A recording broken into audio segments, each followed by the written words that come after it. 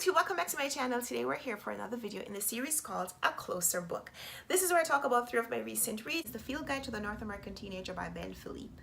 This one is young adult fiction. It is set in Austin, Texas, and it's about a 17-year-old boy. His name is Norris Kaplan, and he's been living in Montreal, Canada. His mother and father have been divorced. His father has a new family, a new wife and new baby, and when we meet Norris, he and his mother are on their way to Austin, Texas to start a new life there. His mother has been looking for work. She's a professor and she's gotten a job at University of Texas, so they've relocated. And needless to say, at 17 years old, most kids don't want to uproot their lives and leave home, and Norris is no different, except he says everything that he thinks. As negative as that could be, as sarcastic as that is, he says it. And so he's upset that more Texans don't know as much about his Canadian culture as he thinks they should. So when we meet him, he's wearing the t-shirt to represent an obscure Canadian hockey team. And he's upset that people, even though they're wearing logos, some of them that he recognizes, I guess some of them that he doesn't, but he's mad that these Americans don't know about the Habs. Is that the name of the hockey team? I wouldn't be able to recognize the logo of the Habs. In fact, before reading this book, I didn't know that the Habs was the name of a Canadian sport team, because I'm not a huge sports fan, let alone a huge Canadian sports fan. So I'm one of those people that would really tick Norris Kaplan off. But he goes to school. He makes a deal with his mother that he's going to give it a try, because you know they can't just get back on the next flight and go back to Canada. So she says leaving is on the table, but he has to give it a real honest shot. And so for the first 300 pages or so of this book, yes, it is over 300, about 370 pages of text, young adult novel text, but for most of this, Norris is giving it a try, an honest try, but almost not really, because he is, again, very sarcastic and very expressive with his sarcasm. And so within the first few days of being at his school, he's made several enemies because he mouths off to a lot of the people that he meets. And even as he gets a little bit more integrated into the school, it doesn't so much change as people go out of their way to be friendly to him, which I guess is really funny, because you know you always get this stereotype of Canadians as really polite people and Americans as being obnoxious. But in this book, that's the complete opposite, because all the American teens that Norris meets they go out of their way to be nice and welcoming to him, and he does almost the opposite.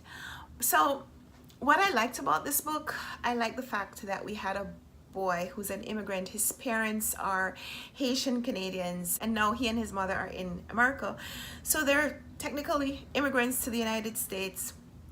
I like the field guide presentation of this book, in that on his first day, Norris gets a notebook from someone in the school. I forget if she's a guidance counselor, and he decides that until he knows people, he's going to make random observations about them. And so he groups these people that he's meeting, he puts them into groups. Some of them are stereotypical, and he writes things about their appearances and their natural habitat and how they behave, almost as though he's creating a field guide about the people that he's seeing. But what's ironic about the title is that because Norris is from Canada, Canada is a part of the North American continent, so he needs to be in this book as well.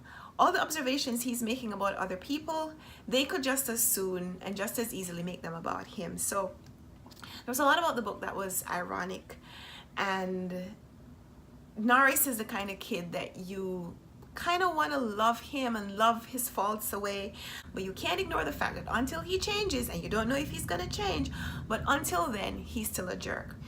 And he says things that are inexcusable, whether he uses profanity as verbs or adjectives or nouns or adverbs, it doesn't matter. The things that he says, he shouldn't be able to get away with them, but he does in this book. And so for me, that was one of the sticking points. I didn't feel like I could excuse his mannerisms. I didn't feel like what he said and did to other people, the way he treated other people, I didn't feel like it was warranted. No matter what kind of issues he has, no matter what kind of assimilation or integration issues he has, the fact that Norris is black with Caribbean roots, yes, of course, it's going to make him stand out in the community of white people. But all the people he meets are not white. There are other people who are colored.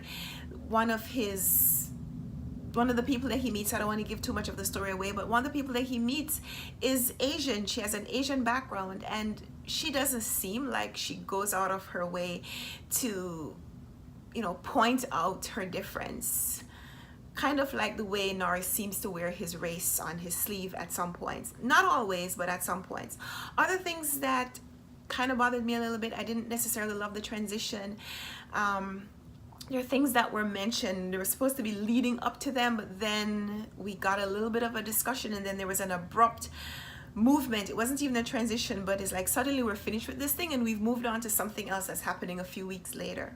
Even though that thing was supposed to be a big deal, it didn't communicate in the way it was presented in the book. Ultimately, I gave this a 3-star rating. I really enjoyed a lot of things about the book. I enjoyed the presentation of this pretty normal high school scene, complete with crushes and jocks and cheerleaders and kids not fitting in and kids being bullied. And I really enjoyed the author's voice. Philippe, he is also a Haitian Canadian American immigrant, and so I want to read more from him. I just don't want to read more about Norris until Norris changes, until Norris gets a little bit of a handle on his mouth, and not just his mouth but his thoughts. I don't want to read anything else about Norris, but I would like to read more from this author, and so whatever he publishes next, I'm inclined to check it out. Just definitely not a sequel to the Field Guide to the North American Teenager. Book 64, Jane Eyre by Charlotte Bronte. And I read Jane Eyre this month because I was supposed to read a book that was over 100 years old. I started reading Jane Austen's Pride and Prejudice, and I decided to switch. And so I started reading Jane Eyre as a free download, a free PDF version on my phone, which is the reason I don't have a physical copy to show you. But it's also so great to be able to live in a time where you can read free books online.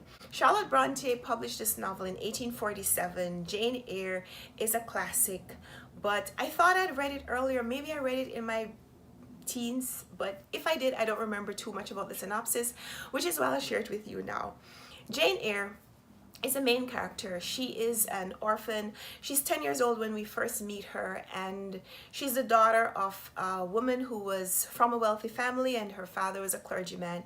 And when her parents met and fell in love, because their financial situations were so different, her mother's family disowned her, her friends also abandoned her, and so when they started their lives, they really didn't have much.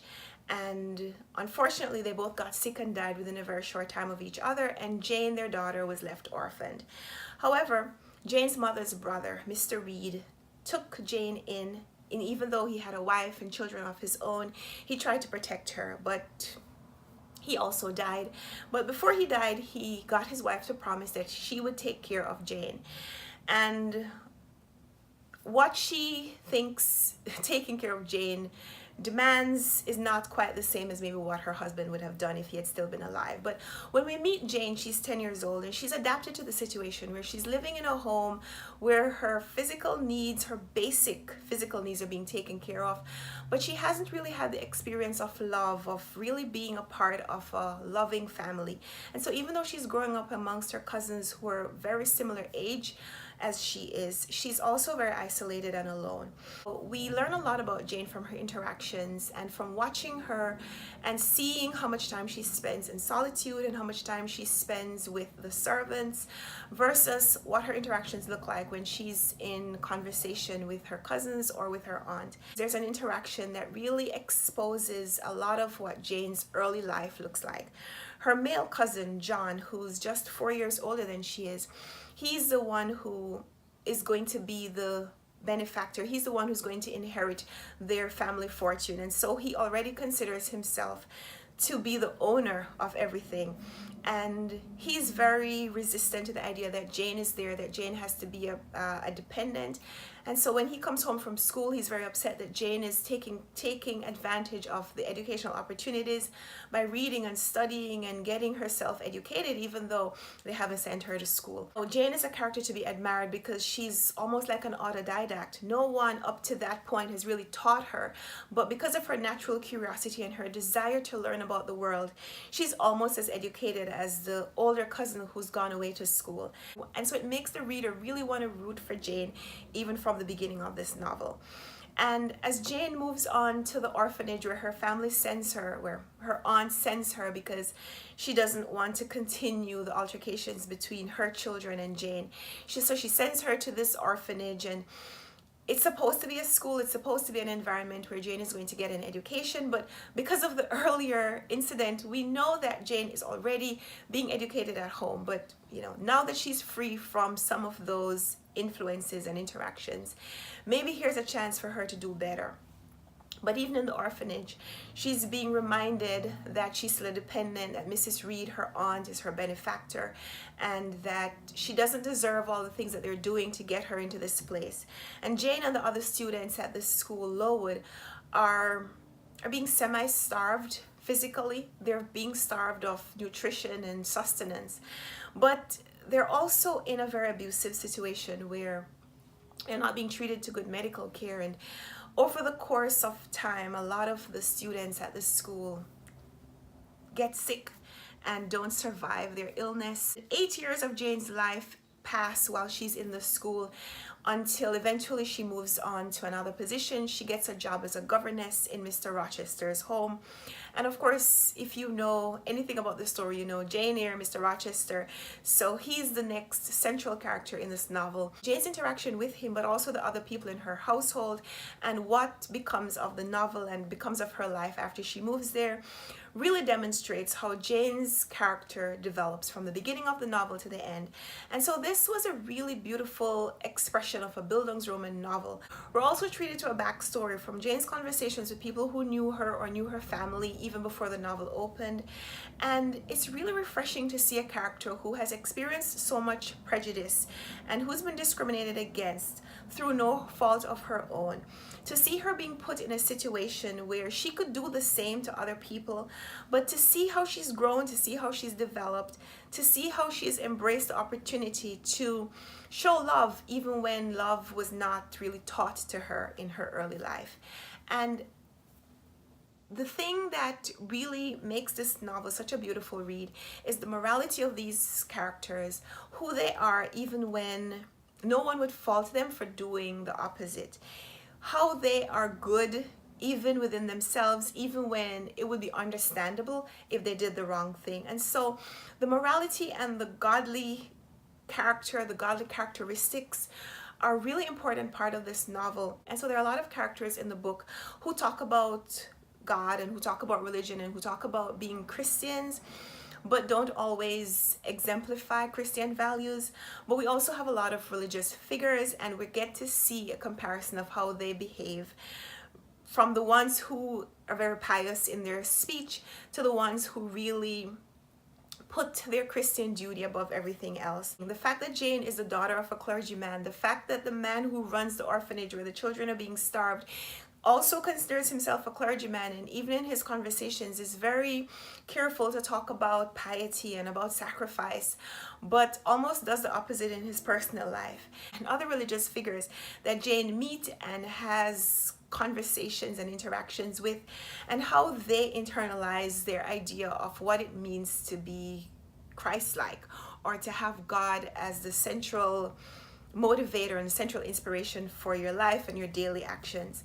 And the treatment that Charlotte Bronte gave religion, and the role of women, the characterization of women, and the expression of love, the nurturing that women are able to provide, and the comparison between Jane's early role models and who she becomes later in the story.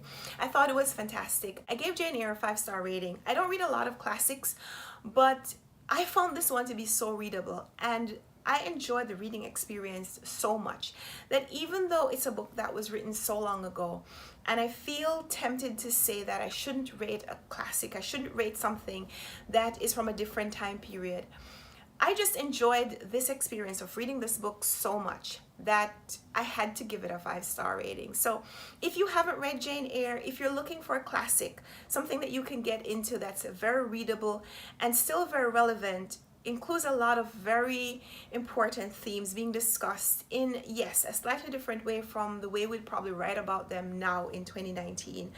But it was just so refreshing to read these characters who were just so good and kind and morally obligated. The way they talked about themselves, the way they represented themselves, the way they talked about love. And so I really love Jane Eyre. I'd love to talk with you in the comments if you've read it recently. Book number 65 of my 2019 reading is Beartown by Fredrik Backman. This is my first time reading anything by this author, and I know that this is the beginning of a series. There's a Beartown sequel, and I want to read it. I want to read all the books that he's written. Fredrik Backman is pretty young. I don't know, when I heard his name, I don't know why I thought that he was an older person, but he's a young enough man. Fredrik Backman. He's from Sweden. His books are set in Sweden, even though the town in here is never specifically identified where it is. Beartown could be just any hockey town. So let's talk about the synopsis. Before we get to the synopsis, I'll tell you how the book starts. First chapter is just a paragraph and a line. It says, late one evening toward the end of March, a teenager picked up a double-barreled shotgun, walked into the forest, put the gun to someone else's forehead, and pulled the trigger. This is the story of how we got there. And it is quite the story. This book is a little over 400 pages, and it talks about hockey because this is a hockey town. And hockey is more than the town sport. It is the town activity, it's a town lifeblood. It's part of the town's identity. There are a few hockey teams that are mentioned in this book, but most of the focus is on a junior team. The boys who play in the junior team are about 17 years old, and they're preparing for semifinals. They've gotten up to the semifinals previously, well, 20 years before, and they've been trying ever since then to get back to that place, but not just to get to the semifinals, to win the competition. And because these people live in this town, and it's a town that is dying in every other respect, they're determined that hockey is the thing that they will pour everything that they have into. So all their resources go into hockey. The boys dream about being hockey players from the time they're maybe babies. Their parents instill that dream in them. Maybe the town instills the dream and supports it.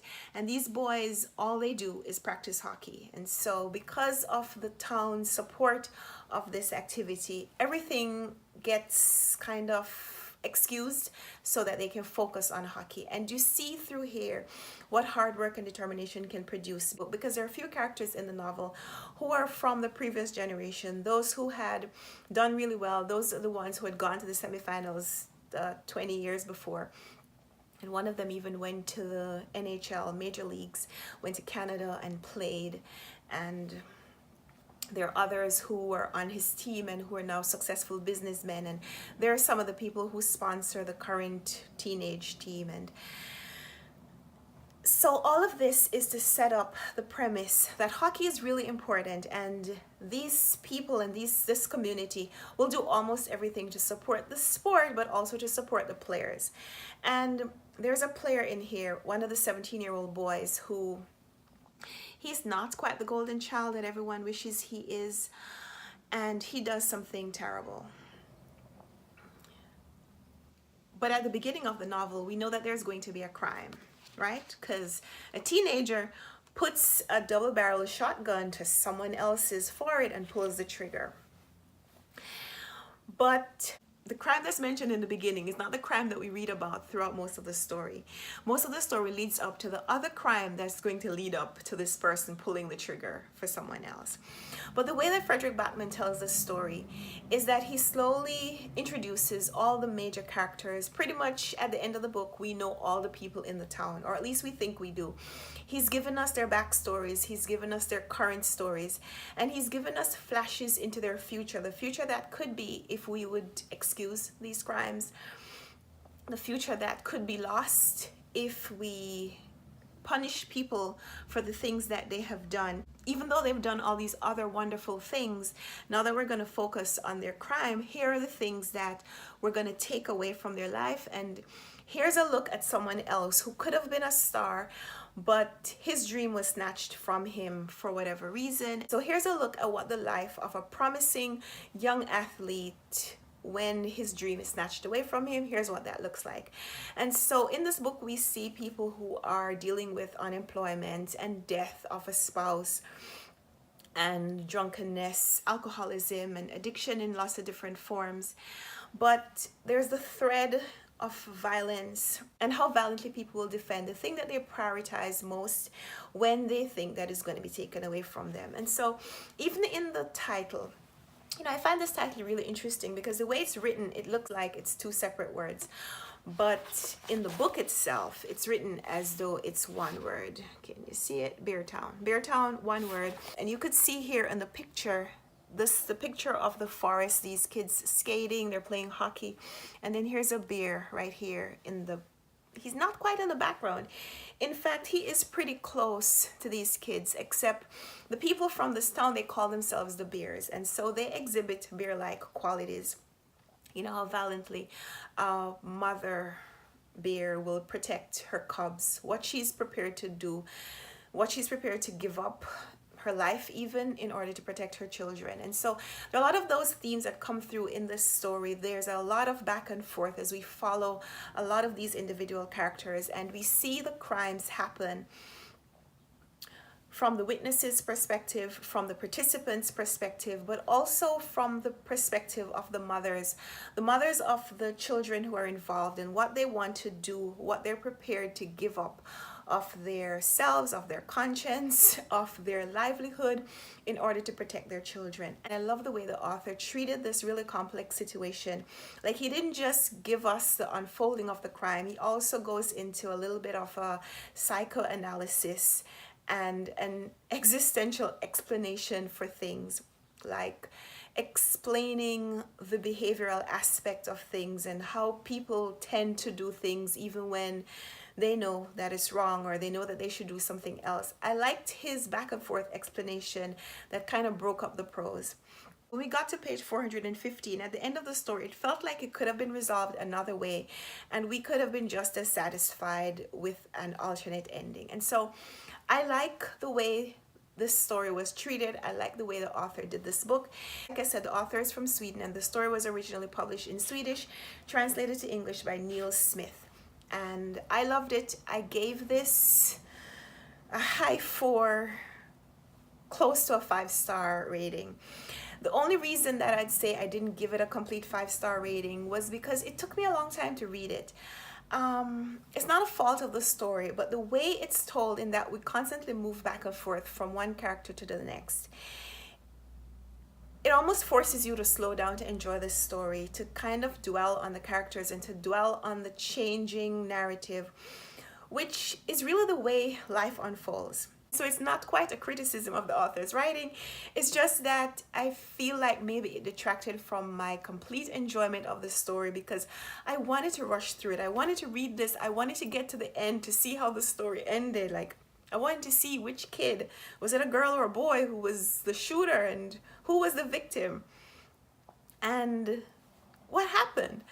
And so maybe that's for me, not for anyone else. There were places in this book where I cried, there were places where I laughed out loud, but for most of it I just felt sad that all the people who wanted all these lofty things for their children, and they failed to protect them. Like, there's this section where one of the mothers acknowledges that you can't protect your children, you can't protect your children, and she says it over and over because, like, you could see the compromises that these parents were making in order to give their children what they thought the children wanted, but not completely acting as parents.